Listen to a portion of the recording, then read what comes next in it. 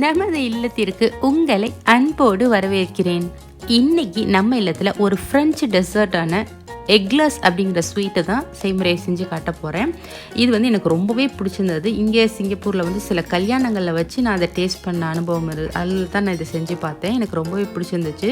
ரொம்ப ரேரு தான், இது ஒரு காஸ்ட்லியான டெசர்ட் தான். இது ஃப்ரெஞ்ச் ஐட்டம் இருந்தாலும் இங்கேயும் நல்ல ஃபேமஸாக இருக்கிறதுனால அதை நான் செஞ்சு பார்த்தேன்.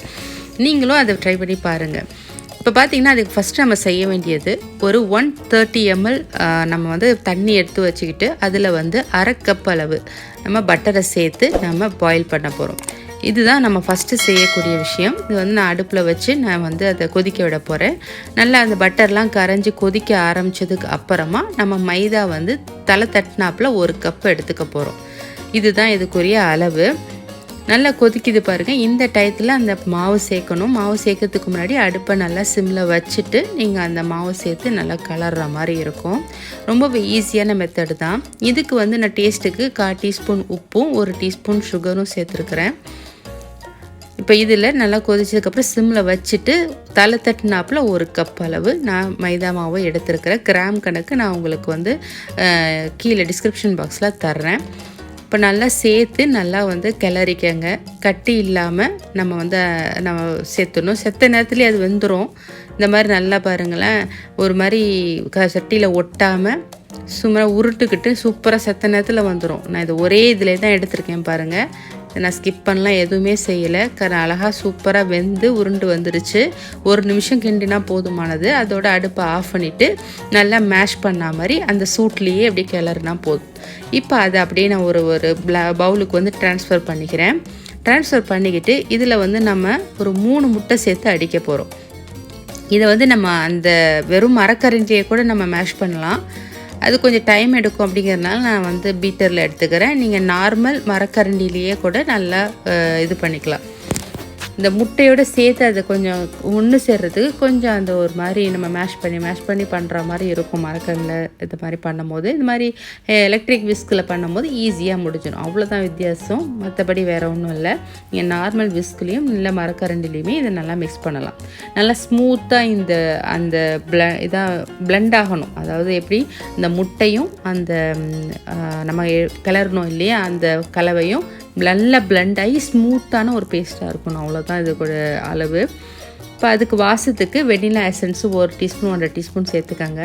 இங்கே பாருங்கள், நல்லா ஸ்மூத்தாக இந்த மாதிரி ஆகிற அளவுக்கு நல்லா மிக்ஸ் பண்ணிக்கிட்டு அதோட எடுத்து வச்சிடலாம். நமக்கு ரெடி. அது சூடாக அந்த கிளறுன அந்த மாவு சூடாக இருக்கும் போதே நம்ம செய்யலாம். இது ஒன்றும் பிரச்சனை இல்லை. ஆறணும் அப்படின்லாம் கிடையாது. கொஞ்சம் எடுத்து அப்படியே போட்டு நம்ம மிக்ஸ் பண்ணிக்கிட்டாலே போதுமானது. இப்போ சூப்பராக ரெடி ஆகிடுச்சு. இந்த மாதிரி நல்லா ஒரு மிக்ஸ் ஆனதுக்கப்புறம் இதை நம்ம ஒரு பைப்பிங் பேக், ஒரு ஜவுத்தால் பை, நார்மல் ஜவுத்தால் பைலையோ இல்லை நம்ம இது பண்ணுற பைப்பிங் பேக் இருக்கு இல்லையா, அது உள்ளார இது நம்ம சேர்த்து நம்ம இதை பேக் பண்ண போகிறோம். குட்டி குட்டி பிஸ்கட் டைப்பில் நம்ம லாங்காக பண்ணிக்கிட்டு. இதில் ஒரிஜினல் அளவு கொஞ்சம் பெருசாக இருக்கும். நான் சின்னதாக தான் பண்ணுறேன். இப்போ பாருங்கள், இந்த மாதிரி பைப்பிங் பேக் எடுத்து வச்சுக்கிட்டு அதில் நான் இதை ஃபில் பண்ணிக்கிட்டு அதுக்கப்புறம் நம்ம இது பண்ண போகிறோம். இந்த மாதிரி ரெடி பண்ணுற நேரத்தில் இதெல்லாம் பைப்பிங்கில் போட்டதுக்கப்புறம் நம்ம அவனை 180 டிகிரி செல்சியஸ்க்கு நம்ம சூடு பண்ணிக்கலாம். நல்லா 180 டிகிரி செல்சியஸ்க்கு சூடு பண்ணதுக்கப்புறம் அதுக்கப்புறம் நீங்கள் இந்த பேக்கிங் ட்ரே நல்லா லாங்காக எடுத்துக்கிட்டு அதில் கொஞ்சம் மாவை அடியில் போட்டுட்டு நம்ம பேக்கிங் ஷீட் இருக்கு இல்லையா, அதை சேர்த்துக்கோங்க. மேலே இப்போ பட்டர்லாம் தடவணும்னு கூட அவசியம் இல்லை. நீங்கள் வெறும்னா அந்த பேக்கிங் ஷீட்டை நல்லா ஒட்டுற மாதிரி பண்ணிவிட்டு அதுக்கப்புறம் இங்கே நம்ம அந்த பைப்பிங் மேக்கில் போட்டிருக்கிறதுல கொஞ்சமாக ஓட்டை எடுத்துக்கோங்க. ஒரு எப்படி சொல்கிறது, 25 பைசா அளவுக்கு ஒரு ஓட்டை போட்டுக்கிட்டு அதுக்கப்புறம் நம்ம இது பண்ணிக்கலாம். அதை விட கொஞ்சம் கம்மியான அளவு கூட நீங்கள் போட்டுக்கலாம். இதே ஸ்டார் அச்சு அந்த மாதிரிலாம் பெருசு இருந்துச்சுன்னா அதில் கூட நீங்கள் போட்டிங்கன்னா டிசைனாக கூட இருக்கும். இங்கே பாருங்கள், நான் ஒரு 2 இன்ச்சு 2.5 இன்ச்சு அளவு தான் நான் இதோட அளவு படிச்சிருக்கேன், பிஸ்கெட் அளவு. நீங்கள் இதோட ஒரிஜினல் சைஸ் பார்த்திங்கன்னா ஒரு விரலுக்கும் கொஞ்சம் கூடவே இருக்கும். அதுதான் ஒரிஜினல் ரெசிபியோட அளவு. ஆனால் இங்கே குட்டி குட்டியாக நான் செய்யும் போது ஒரு பைட்லேயே நம்ம சாப்பிட்ற மாதிரி ஈஸியாக நல்லாயிருக்கும். அதுக்காக இந்த மாதிரி நான் சின்னதாக பண்ணேன். இந்த மாதிரி கொஞ்சம் அன்ஈவனாக இருக்குதுன்னு நீங்கள் நினைக்க வேண்டாம். தண்ணியை தொட்டுக்கிட்டு நம்ம செஞ்சதுக்கப்புறம் இந்த மாதிரி ஸ்மூத் பண்ணால் சூப்பராக வந்துடும். அழகாக ஸ்மூத் பண்ணி எல்லாத்தையும் இது பண்ணிக்கலாம், ஓரத்தெல்லாம். நமக்கு இதை செய்கிறதுக்கும் அவன் வந்து சூடு ஆகிறதுக்கும் ரெடியாக இருக்கும். ரெடி ஆனதுக்கு அப்புறமா நம்ம ஒரு 30 to 35 மினிட்ஸ், நம்ம ஓவன் டிஃபர் ஆகும் இல்லையா டைமிங்கு, அதனால் 35 மினிட்ஸ் வச்சுக்கோங்க. ஆனால் 30 மினிட்ஸில் பாருங்கள் மேலே நல்லா ஓரளவு செவந்து வந்ததும் நம்ம எடுத்துடணும், அதுதான் கணக்கு. இப்போ இதை நம்ம ரெடி ஆகிடுச்சு, பேக் பண்ணிடலாம். இது வந்து ஃபஸ்ட்டு ஒரு பேட்ச் எடுத்துக்கிறேன் நான். மொத்தம் எனக்கு 42 வந்துச்சு. ஒரு ரோலில் வந்து 22 ஒரு ட்ரேக்கு வந்தது. இப்போ அதை பேக் பண்ண ஆரம்பிச்சிட்டு இதுக்குள்ளே ஒரு க்ரீம் நம்ம ரெடி பண்ண போகிறோம். கஸ்டர்ட் க்ரீம்னு சொல்லுவாங்க. இதுக்கு வந்து 1 கப்பு வந்து நான் பாலும், அதில் வந்து 1/2 கப்பு சுகரும் 1/4 டீஸ்பூன் சால்ட்டும் சேர்த்து நான் வந்து மிக்ஸ் பண்ணிக்கிறேன். இப்போ அடுப்பில் நான் வைக்கல, அடுப்பு ஆன் பண்ணுறதுக்கு முன்னாடி இதெல்லாம் சேர்த்து மிக்ஸ் பண்ணிவிட்டு அதுக்கப்புறம் அடுப்பு ஆன் பண்ணுறேன் நான். 3 வந்து மஞ்சக்கரு மட்டும், 3 மஞ்சக்கரு மட்டும் நான் எடுத்துக்கிறேன். 3 முட்டையோட மஞ்சக்கரு மட்டும் எடுத்துக்கிட்டு அதை நான் சேர்க்குறேன். ஃபஸ்ட்டே நான் எடுத்து வச்சுட்டனால உறைஞ்ச மாதிரி ஆயிடுச்சு. அதனால் நான் கொஞ்சம் பால் ஊற்றி அலசி நான் சேர்த்துக்கிறேன். 1-1.25 கப் வரைக்கும் இதுக்கு பால் சேர்க்கலாம். அதனால் நீங்கள் 1 கப் முதல்ல சேர்த்துட்டு இன்னொரு 1/4 கப்பு பக்கத்தில் வச்சுக்கோங்க. நம்ம வந்து அதுக்கப்புறம் சேர்த்துக்கலாம். எப்போ சேர்க்கணுங்கிறது நான் சொல்கிறேன். அது கூட ஒரு 3 டேபிள் ஸ்பூன் கார்ன்ஃப்ளவர் மாவு சேர்த்துருக்கிறேன். கொஞ்சம் வாசனைக்கு வெண்ணிலா எசன்ஸ் சேர்த்துட்டு நல்லா இதை வந்து லம்ப்ஸ் இல்லாமல் கட்டி இல்லாமல் நல்லா கலந்து விட்டுட்டு அதுக்கப்புறம் இப்போ ஆன் பண்ணுறேன். அடுப்பு ஆன் பண்ணிவிட்டேன். இதுக்கப்புறம் கைவிடாமல் இந்த விஸ்கில் நீங்கள் வந்து கிளற வேண்டியதான். இதுவுமே சீக்கிரம் வந்து உங்களுக்கு கெட்டி கொடுத்துரும். கார்ன்ஃப்ளவர் நம்ம போட்டாலே நமக்கு தெரியும் இல்லையா, சீக்கிரம் அதை கெட்டி கொடுத்துரும். அது வெந்து ஒரு மாதிரி க்ரீமாக இருக்கிறோம், அவ்வளோதான். இதில் என்ன பண்ணுவாங்கன்னா ஒரிஜினல் ரெசிபி பார்த்திங்கன்னா இவ்வளோ தான். இதில் நம்ம இப்பப்போ என்ன செய்கிறாங்கன்னா அந்த உள்ளர இந்த க்ரீம் கஸ்டர்ட் வந்து கெட்டி கொடுக்க ஆரம்பிச்சிடும். இந்த செஞ்சு நீங்கள் கொஞ்ச நேரம் வச்சாலே கெட்டி கொடுக்க ஆரம்பிச்சிடும் இல்லையா. அதுக்காக என்ன பண்ணுறாங்கன்னா விப்டு க்ரீம், நல்லா க்ரீமை விப் பண்ணி அந்த விப்டு க்ரீமை கொஞ்சம் வந்து இதில் சேர்க்குறாங்க. சேர்க்கும் போது இன்னும் கொஞ்சம் சூப்பராக இருக்குது அதோட டேஸ்ட்டு. அப்படிங்கிறதுனால அது சேர்க்குறாங்க. என்ன கேட்டால் நீங்கள் ஒரு தடவை நீங்கள் அந்த மாதிரியும் ட்ரை பண்ணி பார்க்கலாம். கொஞ்சம் விப்டி க்ரீம் கிடச்சிதுன்னா நீங்கள் நல்லா க்ரீமை வைப் பண்ணிவிட்டு அதை வந்து நீங்கள் இதில் சேர்த்துக்கலாம்.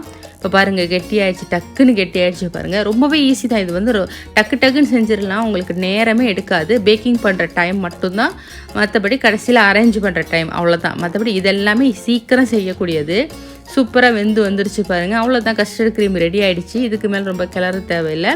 இதை வந்து நம்ம எடுத்துட்டு இதில் வந்து நான் இது ஒரிஜினல் அந்த க்ரீம் கஸ்டர்ட் ஃப்ளேவர், இது வெனிலா ஃப்ளேவர், அவ்வளோதான். இதை நம்ம வந்து அப்படியே கொஞ்சம் நேரம் ஆற விட்டுட்டு நம்ம வந்து ஒரு பவுலில் போட்டு ஃப்ரிட்ஜில் எடுத்து வைக்க போகிறோம்.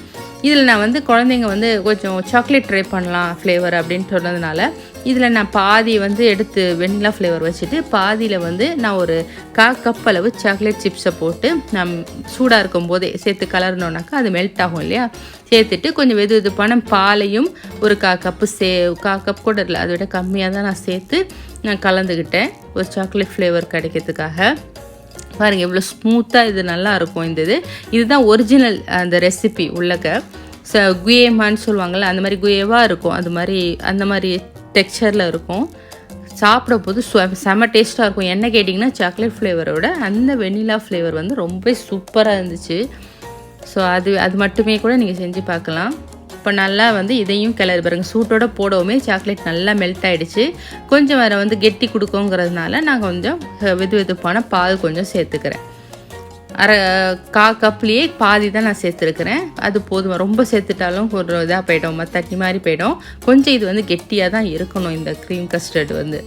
அதனால் இந்த மாதிரி சேர்த்துட்டு இதையும் ஒரு பவுலில் ட்ரான்ஸ்ஃபர் பண்ணி அதுக்கப்புறம் நான் வந்து ஃப்ரிட்ஜில் வைக்க போகிறேன். ஃப்ரிட்ஜில் வந்து நார்மலாக ஒரு மூடி போட்டு வச்சிடாதீங்க. ஒரு ஸ்லிங் ரேப் இருக்கு இல்லையா, அதில் வந்து நல்லா அது மூளை மேலெல்லாம் வந்து அது இது பண்ணுற மாதிரி மூளை முடுக்கெல்லாம் நல்லா அமுத்தி விட்டுட்டு அதுக்கப்புறம் ஃப்ரிட்ஜில் வைங்க. அந்த மாதிரி ஸ்டோர் பண்ணி வைக்கும் போது தான் அது வந்து காஞ்சி போன மாதிரி ஆகாமல் இருக்கும். அதுக்காகத்தான் இந்த மாதிரி எல்லா இடத்துலையும் அமுக்கி விட்டுட்டு அந்த கார்னர்லாம் நல்லா அமுக்கி விட்டுட்டு அதுக்கப்புறமா நம்ம வந்து ஃப்ரிட்ஜில் வச்சிடலாம். இவ்வளோதாங்க. இது பாருங்கள் ஸ்டஃபிங் ரெடி ஆகிடுச்சு. நமக்கு அதுவும் பேக் ஆகிடும். பேக் ஆகி ரெடி ஆகிடுச்சு எனக்கு. ஸோ இது அப்படியே கொஞ்சம் கூல் பண்ணுறதுக்கு ஃப்ரிட்ஜில் வச்சுட்டு நம்ம அதை எடுத்துடலாம். கரெக்டாக இருக்கும். இதுக்கு டைமிங் உங்களுக்கு சூப்பராக செட் ஆகிடும். ரொம்பவே ஈஸியான ஒரு மெத்தடில் செம ரிச்சான ஒரு டெசர்ட் தான் இது. கண்டிப்பாக ஒரு முறையாவது இது நீங்கள் செஞ்சு பார்க்கலான்னு சொல்லுவேன். இங்கே பாருங்கள் நல்லா அழகாக ஒரு பொன்னிறமான அளவில் இந்த பிஸ்கட் மேலே உள்ள பிஸ்கட் ரெடி ஆகிடுச்சு. இன்னும் செவந்து வேணும்னாலும் நீங்கள் செவந்து இது பண்ணிக்கலாம். 30 to 35 மினிட்ஸ்க்கு மேலே ஆகாது. இப்போ பாருங்கள் ஒவ்வொன்றும் நல்லா கொஞ்சம் நேரம் வச்சுட்டு நான் எடுக்கிறேன். ஒரு 2 நிமிஷம் அப்படியே வச்சுட்டு அதுக்கப்புறம் எடுக்க வந்து அப்படியே எடுக்க வருது. இதை அப்படியே எடுத்து ஆற வச்சுட்டு இன்னொரு ஈடு வந்து நான் இதே மாதிரி 22 வந்து பைப்பிங் பண்ணி நான் அதை பேக் பண்ணிட்டேன்.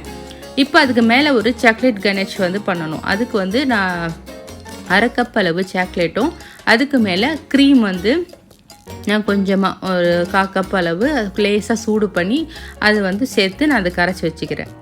இப்போ பாருங்கள் இது கொஞ்சம் ஆறுனதும் நம்ம வந்து என்ன பண்ண போகிறோன்னா அந்த மாதிரி நடுவில் ஒரு ஒட்டு 3 விதமாக நான் உங்களுக்கு செஞ்சு காட்டுறேன். நம்ம அந்த க்ரீம் எடுத்து வச்சுருக்கோம் இல்லையா, அதை ஒரு இந்த மாதிரி குட்டி ஒரு பேக்கில் போட்டு அதை ஓட்டை போட்டு அதில் இந்த மாதிரியும் சேர்க்கலாம். ஒரு பைப்பிங் நாப்லாம் இருக்குது பாருங்கள், அது சேர்த்தும் நீங்கள் அந்த மாதிரி பண்ணலாம். எனக்கு இதை விட ஈஸியாக எப்படி இருந்துச்சுன்னா இந்த மாதிரி கட் பண்ணி உள்ளக்க வந்து சேர்க்குறது. அந்த மாதிரி தான் மோஸ்ட்லி செய்வாங்க. சில பேர் என்ன பண்ணுவாங்க, இந்த க்ரீம் கஸ்டர்டு செய்யாமல் என்ன செய்கிறாங்கனாக்கா வெறும் விப்டு க்ரீம் கூட இது உள்ளார வைக்கிறாங்க. ரொம்ப ஈஸியாக இருக்கிறதுக்கு அது இன்னுமே உங்களுக்கு ஈஸியாக இருக்கும். இந்த க்ரீம் வந்து வேணாங்கிறவங்க நீங்கள் விப்டு க்ரீம் சேர்த்து கூட நீங்கள் பண்ணலாம். அப்படி இல்லையா, ஜஸ்ட்டு ஒரு ஸ்பூன் எடுத்துக்கிட்டு அதில் வந்து நீங்கள் பண்ணாலே போதும். இது ரொம்பவே ஈஸி தான். இந்த மாதிரி நம்ம செஞ்சு பேக் பண்ணி வச்சுருக்கிற எல்லா பிஸ்கட் உள்ளாரையும் இந்த மாதிரி ஸ்டஃப் பண்ணிக்கோங்க. ரொம்பவே ஈஸியான மெத்தடு தான் இது. வந்து எனக்கு பெஸ்ட்டு ஈஸி. கட் பண்ணி நீங்கள் அதில் வந்து ஸ்பூனில் எடுத்து நீங்கள் தடவி வச்சிடலாம். இதே மாதிரி நான் இந்த ஒரு ஈடு ஃபுல்லாக இந்த வெண்ணிலா க்ரீமும் எடுத்த ஒரு 22 பிஸ்கெட்டில் வந்து நான் சாக்லேட் இதுவும் வச்சுட்டேன். கரெக்டாக இருந்துச்சு எனக்கு. இப்போ இந்த மாதிரி ஃபில் பண்ணி எல்லாம் வச்சுட்டு நம்ம ரெடி பண்ணி வச்சுருக்கோம் இல்லையா இந்த கணேஷே, இதில் வந்து நம்ம மேலே லைட்டாக கோட் பண்ணி எடுத்து வைக்க போகிறோம். இந்த மாதிரி வச்சு ஒரு ஒரு ஒரு இந்த மாதிரி தேய்ச்சி விட்டுட்டிங்கன்னா கொஞ்சம் நல்லா கொஞ்சம் திக் லேயராக இருக்கும். அந்த மாதிரி எடுத்துக்கோங்க. நான் செஞ்ச மாதிரி செஞ்சு அப்படியே லேசாக எடுத்திங்கன்னா அப்படியே வந்துடும். சூப்பராக வந்துடும். அவ்வளோதான். இதுவுமே கரெக்டாக இருந்துச்சு எனக்கு.